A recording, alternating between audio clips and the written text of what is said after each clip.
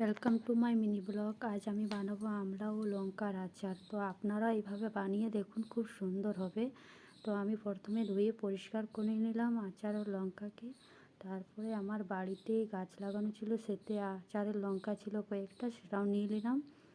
তারপরে পাত্রতে জল গরম হতে দিয়ে দিয়েছি, আর এখানে এটা সব ঢেলে দেব। হালকা পরিমাণে হলুদ, 1 চামচ লবণ দিয়ে আধ ঘন্টার জন্য সেদ্ধ হতে দিয়েছিলাম। এই দেখো সেদ্ধ হয়ে এসেছে। এবার এটাকে আমি নামিয়ে নেব এবং ঠান্ডা করে পিস পিস করে কেটে নেব। তারপরে দুদিনের জন্য আমি এটা রোদে শুকনো হতে দেব। আর এই দেখো শুকিয়ে গেছে। এবার মশলাগুলো রেডি করে নেব। তো প্রথমে 1 চামচ মৌরি, 1 চামচ মেথি, 2 চামচ সর্ষে এবং কালো জিরে একটু ভেজে নেব। তারপরে মিক্সির জারে ঢেলে এটাকে পেষে নেব।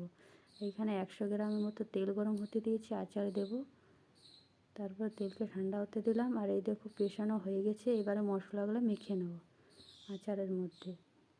বিট নুন দিয়ে দিলাম 1 চামচ, লবণ দিয়ে দিলাম 1 চামচ, কালো জিরে 1/2 চামচ দিয়ে দেবো। আগে তেলটা ঢেলে নিলাম, তেলটা ঢেলে মিলিয়ে নিচ্ছি ভালো করে।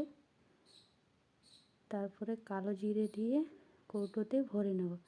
আর কাচের জারে বা প্লাস্টিক জারে, আপনারা যে জারেই পারবেন ভরবেন। আমি প্লাস্টিক জারে ভরেছি। আর কেমন হয়েছে অবশ্যই